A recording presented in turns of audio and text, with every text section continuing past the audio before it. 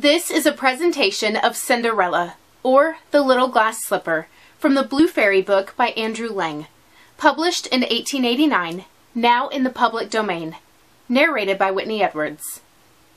Once there was a gentleman who married, for his second wife, the proudest and most haughty woman that was ever seen. She had by a former husband 2 daughters of her own humor, who were, indeed, exactly like her in all things. He had likewise by another wife a young daughter, but of unparalleled goodness and sweetness of temper, which she took from her mother, who was the best creature in the world. No sooner were the ceremonies of the wedding over, but the mother-in-law began to show herself in her true colors. She could not bear the good qualities of this pretty girl, and the less because they made her own daughters appear the more odious. She employed her in the meanest work of the house. She scoured the dishes, tables, etc., and scrubbed Madam's chamber, and those of Mrs., her daughters. She lay up in a sorry garret, upon a wretched straw bed, while her sisters lay in fine rooms, with floors all inlaid, upon beds of the very newest fashion, and where they had looking-glasses, so large that they might see themselves at their full length from head to foot. The poor girl bore all patiently, and dared not tell her father, who would have rattled her off, for his wife governed him entirely. When she had done her work, she used to go into the chimney corner, and sit down among cinders and ashes, which made her commonly be called Cinder Wench. But the youngest, who was not so rude and uncivil as the eldest, called her Cinderella. However, Cinderella, notwithstanding her mean apparel, was 100 times handsomer than her sisters, though they were always dressed very richly. It happened that the king's son gave a ball and invited all persons of fashion to it. Our young misses were also invited, for they cut a very grand figure among the quality. They were mightily delighted at this invitation, and wonderfully busy in choosing out such gowns, petticoats, and headcloths as might become them. This was a new trouble to Cinderella, for it was she who ironed her sisters' linen and plaited their ruffles. They talked all day long of nothing but how they should be dressed. "For my part," said the eldest, "I will wear my red velvet suit with French trimming." "And I," said the youngest, "shall have my usual petticoat. But then, to make amends for that, I will put on my gold-flowered manteau and my diamond stomacher, which is far from being the most ordinary one in the world." They sent for the best tire-woman they could get to make up their headdresses and adjust their double penners, and they had their red brushes and patches from Mademoiselle de la Pouche. Cinderella was likewise called up to them to be consulted in all these matters, for she had excellent notions, and advised them always for the best, nay, and offered her services to dress their heads, which they were very willing she should do. As she was doing this, they said to her, "Cinderella, would you not be glad to go to the ball?" "Alas," said she, "you only jeer me. It is not for such as I am to go thither." "Thou art in the right of it," replied they. "It would make the people laugh to see a cinder wench at a ball." Anyone but Cinderella would have dressed their heads awry, but she was very good, and dressed them perfectly well. They were almost 2 days without eating, so much were they transported with joy. They broke above a dozen laces in trying to be laced up close, that they might have a fine, slender shape, and they were continually at their looking-glass. At last the happy day came. They went to court, and Cinderella followed them with her eyes as long as she could. And when she had lost sight of them, she fell a-crying. Her godmother, who saw her all in tears, asked her what was the matter. I wish I could, She was not able to speak the rest, being interrupted by her tears and sobbing. This godmother of hers, who was a fairy, said to her, "Thou wishest, thou couldst go to the ball. Is it not so?" "Yes," cried Cinderella with a great sigh. "Well," said her godmother, "be but a good girl, and I will contrive that thou shalt go." Then she took her into her chamber and said to her, "Run into the garden and bring me a pumpkin." Cinderella went immediately to gather the finest she could get and brought it to her godmother, not being able to imagine how this pumpkin could make her go to the ball. Her godmother scooped out all the inside of it, having left nothing but the rind. Which done, she struck it with her wand, and the pumpkin was instantly turned into a fine coach, gilded all over with gold. She then went to look into her mouse trap, where she found 6 mice, all alive, and ordered Cinderella to lift up a little the trap door, when, giving each mouse, as it went out, a little tap with her wand, the mouse was that moment turned into a fine horse, which altogether made a very fine set of 6 horses, of a beautiful mouse-colored dapple gray. Being at a loss for a coachman, "I will go and see," says Cinderella, "if there is never a rat in the rat trap. We may make a coachman of him." "Thou art in the right," replied her godmother. "Go and look." Cinderella brought the trap to her, and in it there were 3 huge rats. The fairy made choice of one of the 3, which had the largest beard, and, having touched him with her wand, he was turned into a fat, jolly coachman, who had the smartest whiskers eyes ever beheld. After that she said to her, "Go again into the garden, and you will find 6 lizards behind the watering pot. Bring them to me." She had no sooner done so, but her godmother turned them into 6 footmen, who skipped up immediately behind the coach, with their liveries all bedaubed with gold and silver, and clung so close behind each other as if they had done nothing else their whole lives. The fairy then said to Cinderella, "Well, you see here an equipage fit to go to the ball with. Are you not pleased with it?" "Oh, yes," cried she, "but must I go thither as I am, in these nasty rags?" Her godmother only just touched her with her wand, and at the same instant her clothes were turned into cloth of gold and silver, all beset with jewels. This done, she gave her a pair of glass slippers, the prettiest in the whole world.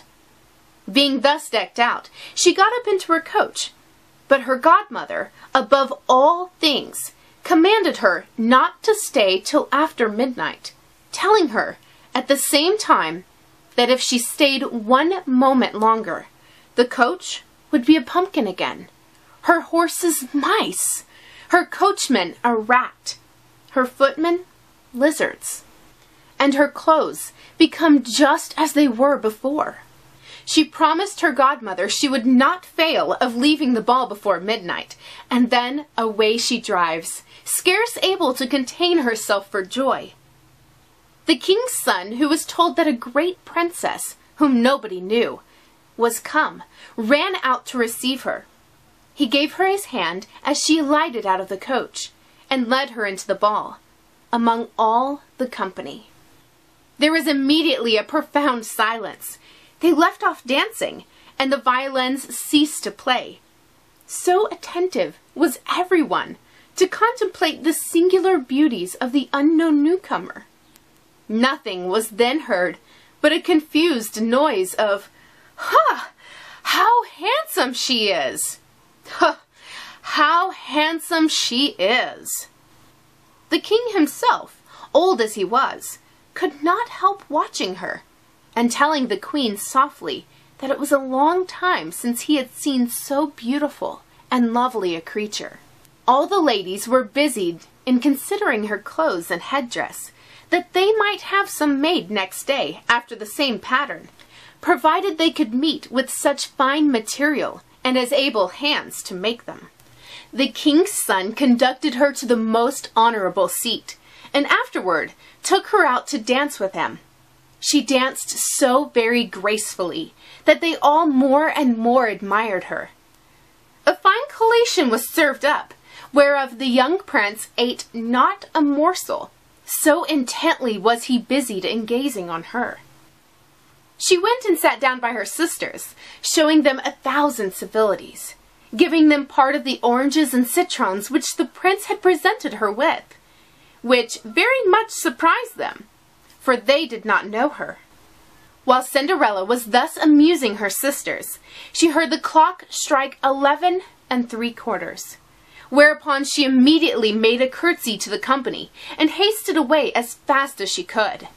When she got home, she ran to seek out her godmother, and after having thanked her, she said she could not but heartily wish she might go next day to the ball, because the king's son had desired her. As she was eagerly telling her godmother whatever had passed at the ball, her two sisters knocked at the door, which Cinderella ran and opened. "How long have you stayed?" cried she, gaping, rubbing her eyes, and stretching herself as if she had been just waked out of her sleep. She had not, however, any manner of inclination to sleep since they went from home. "If thou hadst been at the ball," said one of her sisters, "thou wouldst not have been tired with it. There came thither the finest princess, the most beautiful ever was seen with mortal eyes. She showed us 1,000 civilities, and gave us oranges and citrons." Cinderella seemed very indifferent in the matter indeed. She asked them the name of that princess, but they told her they did not know it, and that the king's son was very uneasy on her account, and would give all the world to know who she was. At this, Cinderella, smiling, replied, "She must then be very beautiful indeed. How happy you have been! Could not I see her? Ah, dear Miss Charlotte, do lend me your yellow suit of clothes, which you wear every day." "Ay, to be sure," cried Miss Charlotte. "Lend my clothes to such a dirty cinder wench as thou art? I should be a fool." Cinderella indeed expected well such answer, and was very glad of the refusal, for she would have been sadly put to it if her sister had lent her what she asked for jestingly. The next day the two sisters were at the ball, and so was Cinderella, but dressed more magnificently than before. The king's son was always by her, and never ceased his compliments and kind speeches to her, to whom all this was so far from being tiresome, that she quite forgot what her godmother had recommended to her, so that she, at last, counted the clock striking 12, when she took it to be no more than 11. She then rose up and fled, as nimble as a deer. The prince followed, but could not overtake her. She left behind one of her glass slippers, which the prince took up most carefully. She got home, but quite out of breath, and in her nasty old clothes, having nothing left her of all the finery but one of the little slippers, fellow to that she dropped.